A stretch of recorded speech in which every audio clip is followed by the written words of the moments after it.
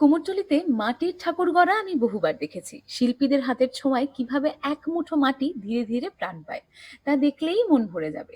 কিন্তু এবারের অভিজ্ঞতা ছিল একেবারে আলাদা। এবারে কাছ থেকে দেখলাম মার্বেলের কাজ, এমন নিখুঁত, এমন সূক্ষ্ম কারুকাজ যা আগে কখনো চোখে পড়েনি। সামনাসামনি দাঁড়িয়ে দেখছিলাম কিভাবে শক্ত নির্জীব মার্বেল পাথর শিল্পীর হাতে ধীরে ধীরে রূপ নিচ্ছে জীবন্ত এক শিল্পকর্মে।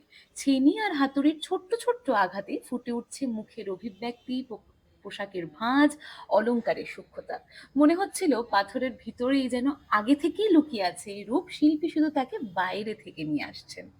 এই কাজগুলি এত কাছ থেকে দেখার সুযোগ পেয়ে বুঝলাম আমরা যাকে ক্রিয়েটিভিটি বলি তার গভীরতা আসলে কতটা। মানুষ কত কিছুই না পারে, কত ধৈর্য, কত একাগ্রতা, কত বছরের অভিজ্ঞতা আর ভালোবাসা মিশে থাকে এই রকম কাজের মধ্যেই, যা হয়তো আমরা কল্পনাও করতে পারবো না। চারপাশে তাকালে প্রত্যেকেই নিজে কিছু না কিছু সৃষ্টি করছে রোজ। কেউ মাটি দিয়ে, কেউ পাথর দিয়ে, কেউ রং তুলি দিয়ে, কেউ আবার শব্দ দিয়ে। সৃষ্টির এই ধারাই যেন পৃথিবীকে আরো সুন্দর করে দিচ্ছে। আমি সবাইকে বলতে চাই, যদি নিজের কাজের বাইরে কোনোদিন সুযোগ পান, এই কাজগুলোকে না একটু সামনে থেকে উপভোগ করে দেখুন। শুধু দেখার জন্য নয়, অনুভব করার জন্য।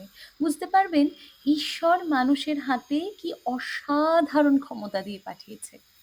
প্রত্যেক দিন আমি এমন অভিজ্ঞতা থেকে শিখছি। সৃষ্টি শুধু শিল্প নয়, এটা এক ধরনের সাধনা, আর এই সাধনার ফলই আমরা দেখি এক অপরূপ মার্বেল শিল্পর মধ্যে দিয়ে। ভিডিওটি ভালো লেগে থাকলে লাইক, কমেন্ট আর শেয়ার করতে ভুলবেন না। আর আমার চ্যানেলটিকে প্লিজ সাবস্ক্রাইব করে দেবেন। দেখা হচ্ছে নেক্সট ভিডিওতে।